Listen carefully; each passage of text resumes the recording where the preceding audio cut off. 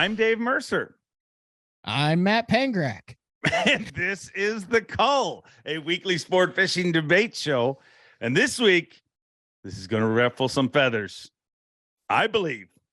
I shouldn't say that. That's horrible. That's playing my cards. This week's question is, all rules infractions should be made public. So whether it is a not wearing your life jacket during pre-fish when you're close to a dam so you get put in the penalty box, whether it's a failure of a lie detector, whether it's any of those infractions, any infraction in the sport of fishing should be made public. It is in other sports. I don't know why the sport of fishing is so archaic in its way, because, I mean, every other sport, I mean, whether it be automotive racing, whether it be football, one of the most celebrated coaches in the sport, Bill Belichick, has been busted cheating how many times?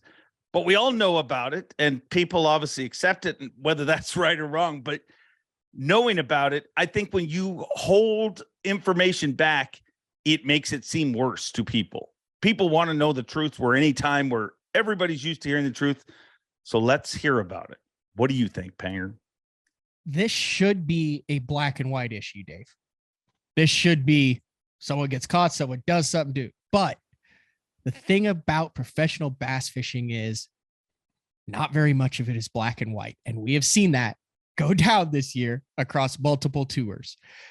And in my opinion, the most important thing that you can have in this sport, where you go out often by yourself or just with a GoPro camera, is integrity. Same thing in golf too. You go into the bushes. Did the guy move the ball? Did the guy not? I mean, it's ruined guys' careers based on, like, look at a Patrick Reed. There's when you start getting innuendo and rumors around it, guys. So I think you have to be very careful about making things public, because you have hearings, you have different sides of it. You'll have marshals, you have GoPro, you have the angler side of it. And especially in today's world of social media, it's very easy to jump to conclusions as to what happened and whether a guy was cheating or not, or what the infraction was or not. So I would like to put a little asterisk next to it and say, once a penalty has been assessed, it needs to be made public. But until then, I don't think it needs to be made public, because there is a lot of gray area, and there is a lot of areas where you could have completely honest anglers that get drugged through the mud for nothing that they did wrong. So once a penalty is assessed, it needs to be explained exactly what they did in detail from that organization, with a penalty for what they did, whether it's a fine, whether it's a suspension, whether it's sitting out. And that is what I am all for. I agree with that. I don't know what's going on behind the scenes as far as penalties that are being assessed and fines, but I like it in NASCAR. You can go through the list and see who was fined this week. Guy was, who wasn't fined. Now that isn't made public. I think that should be made public, because that's a clear cut, done and over with case. I agree that the case, if we're going to call them that, has to play out. You can't run to it, because I think the opposite is happening now. For example, there's anglers that we've all heard of, different anglers from different tours, wherever it is. You know what I mean? There's handfuls of them that you hear, oh, that dude failed a polygraph test. There's multiple polygraph tests that person failed. You hear rumors. But this would also vindicate some of those, because, I keep hearing this from people, I'm like, well, nothing's ever happened, so how is it real? But the rumor seems real. But if we all knew that, yes, that person did fail a polygraph for this, or that person did get an infraction. Here's the penalty. Here's what happened. Here's the fine. The worst thing is the gray. And I think we are living in the gray right now, not just in the rules, but in what people are assuming. And then things get played out on social media.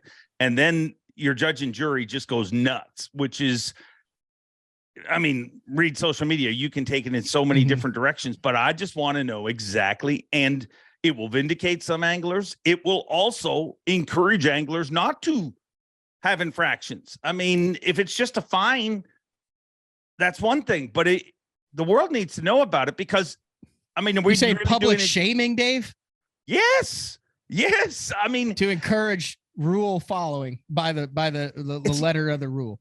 It's not public shaming, because all it is doing is exposing it does happen in what every that other person sport. did, what that You do know person what the did. fine is and what they did. Like, hey, you had too Yeah. much tape on the front of your vehicle here. Your crew chief suspended for a deal. You got fined $25,000 for doing this, for slashing this guy on the wrist. You got suspended for a game. And then in fishing, it just is never mentioned. There's no way to find it. Or you have a guy who's not around for a little bit and you're like, what the heck is going on? Or there's also instances where guys have been punished and the public wants their pound of flesh, going, how is this guy getting away with doing this, when he actually was punished, followed by the rule, and served his time.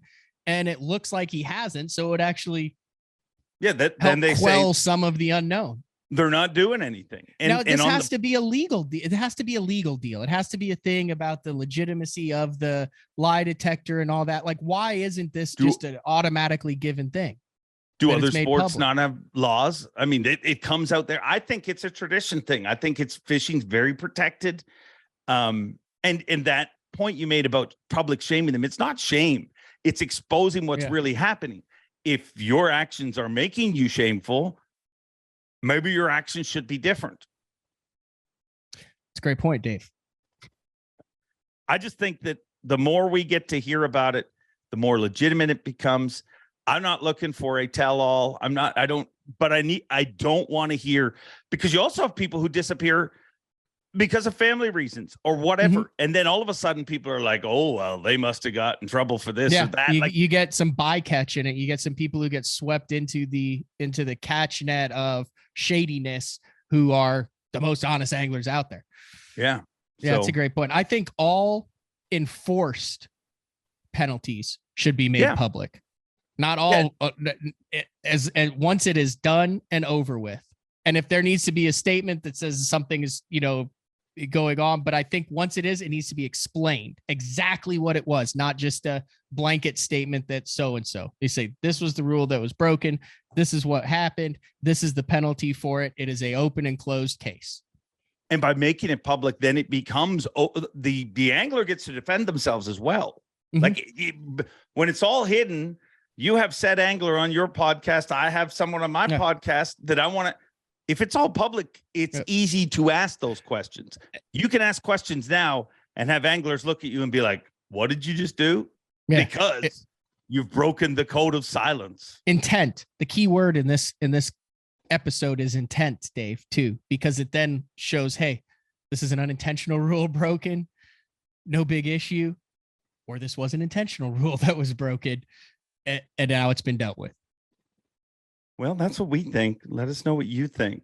All rules infractions should be made public. Keep our call. I think it's a landslide. I mean, our viewers are honest people, Panger. They're going to I'm not saying it's just honest. Like I said, there's just a lot of gray area in it. And how much do you want dealt with behind the scenes? Like, is it the public's right to know, or is it that like, you don't know. Maybe it happens all the time in other sports and we don't hear about it because it isn't made public and we're not behind the scenes in other sports. Maybe there's all sorts of stuff that's going on that we don't hear about, and we just hear about the ones that are made public. You know what I'm saying? Because you're not an insider. You're not on the ground level on that. Who knows what the heck's going on in other individual sports? It's true, but I mean, they announced a lot of stuff.